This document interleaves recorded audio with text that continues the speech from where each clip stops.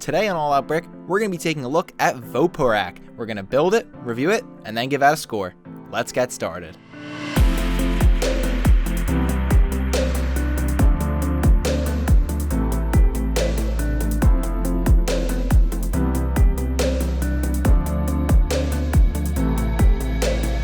Hey everyone, I'm Christian from All Out Brick. Welcome to another Matanui Monday. As always, the best way to tag along with us every week is to subscribe and turn on notifications. This week, we're going to be taking a look at Voporak, which is a Titan combination model from the 2005 line of Bionicle that can be built by combining Kitangu, Sidorak, and Rudaka. Voporak is a Dark Hunter who has time-based powers. He can willingly give off a temporal force field that drastically ages anything thrown at him and extend his power through touch. He's really loyal to the Shadowed One and is willing to go to great lengths to impress his master. To give you an idea, basically this means he'll wipe you out as long as it pleases the Shadow One. Unlike the other two Titan combination models from 2005, Voporak was actually released as his own set in late 2005. He's got his own box, and inside you've got all three of the Titan sets. It's really cool when you get something like this. Pretty similar, if not the same exact strategy as the Ultimate Doom back in 2004. As stated before, this is a monstrous Titan combination model. We are combining the three 2005 sets,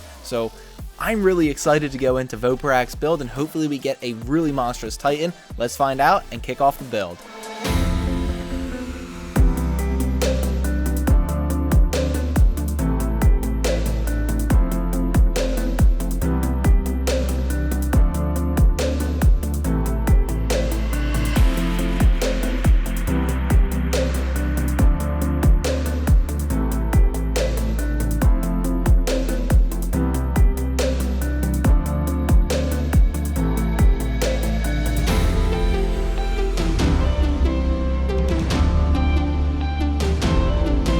Alright, so an hour and 7 minutes later, we've got the completed Voporak. This thing is incredibly, scary looking. He is a great look that the designers pulled off here. Incredibly detailed, and the sculpting is excellent all throughout the model. There's so many different areas where pieces just blend together in interesting ways. They use different construction techniques that really just make everything blend together beautifully. It's got this very technical look to him, and he's got a very bulky, menacing look to him, and I can imagine looking at him and being like, dang, yes, Centrock is the guardian to the Shadowed One, but yeah, I would be more afraid of Voporak here because he looks like he could just squash anyone, especially those super thick limbs. I mean, when you look at the legs here, they're incredibly thick. They're tree trunks, and the guy's basically Saquon Barkley running around the Bionicle universe.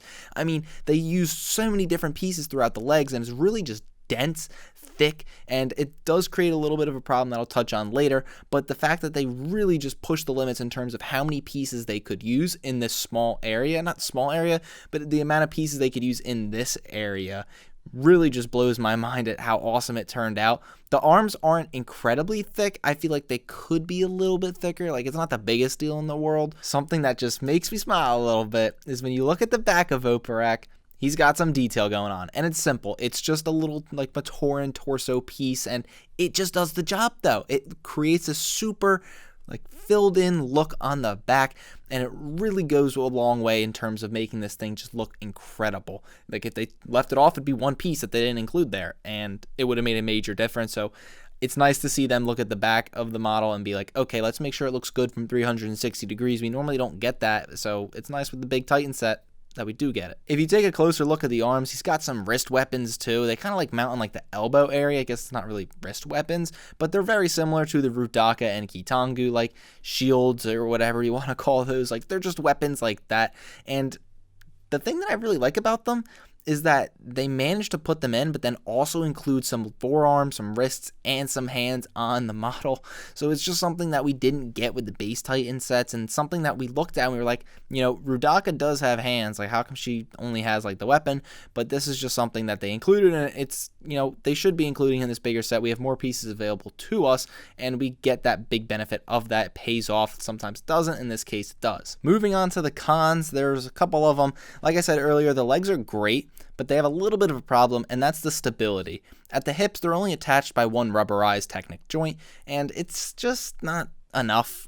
There's generally like 2 joints throughout the model just to make them like super thick, the legs that is, and then at the hips they only attach with 1 rubberized joint, and it just doesn't do a great job of holding the friction. Like I cut a couple times where he just toppled over, or if you're trying to pose him a certain way, it's a little bit tough, and he's not, I guess, the most stable there, but it does make for the legs to be really playable because you can easily move them around as you're moving Voporak around. So, get a little bit of good out of it, but in terms of like standing it up in a really cool pose or something like that, a little bit limited on that end. Something that really just confused me with Voporak are these middle arms that are on each side, like right above where the legs attach to the hips. They don't have like anything on the ends of them. They just have like a plain ball at the end of them, and it's just, I don't know what they're used for. One of them is actually kind of useful though. The Rotuka spinner is attached to it, that whole function is. So there's a ripcord that's attached to one of the middle arms, and then the one piece slides on this little assembly. Then you stick the Rotuka spinner on top, and then just like a couple of those Titan models from 2005, you pull it off and the Rotuka spinner goes flying. Nothing new here, nothing special. Kind of just feels like to me they were looking on this model and figuring out, how are we going to work this in there?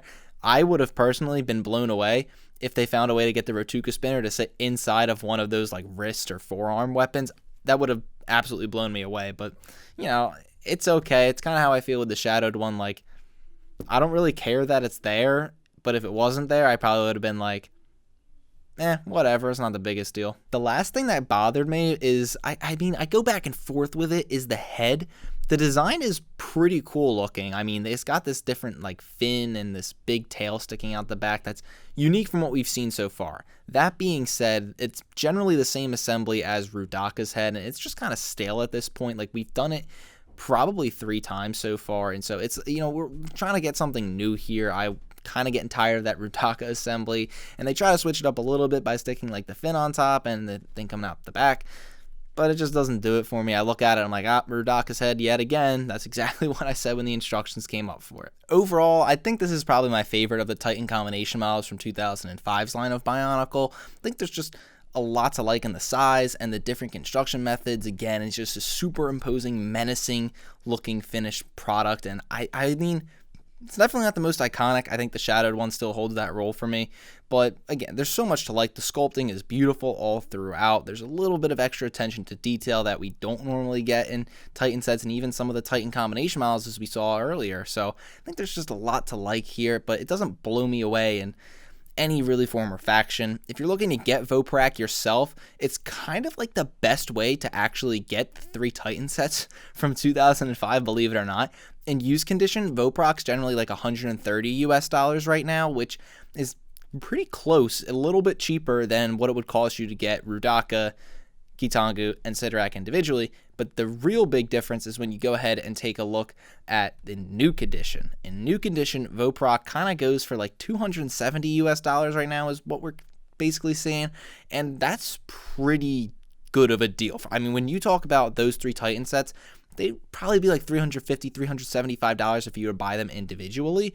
The fact that you can get all 3 brand new condition, of course you don't get 3 individual boxes or whatever, but you still get 3 of them individually brand new sealed for $270. So I think if you're looking to get those in brand new condition, Voporak is gonna be your way to go for that. On me personally, I don't see a big benefit of getting them in new condition other than the guarantee that those rubberized joints are gonna be beautiful and you don't get linguini legs like we had with Kitangu. As for a score, I'm gonna give Voporak a 7-7, which is a little bit slight edge over the shadowed one, who, yes, I said was a little bit more iconic of a model. But when you look at Voporak, he's just got a lot to like in terms of his size, his thickness, and all of that. There's great sculpting, and he's got a super menacing, I can't help but look at him and think, like, that's a Dark Hunter I want to have. As much as I like the shadowed one's character and all of that, when it comes to the model, gonna give this one a slight edge there. So 7-7, that's your review. Thank you guys for watching. If you like this video, be sure to give us a thumbs up and subscribe to our channel to be the first to see all of our future content. Also be sure to check us out on our website and on our Facebook and Instagram pages. Until next time, stay bricking.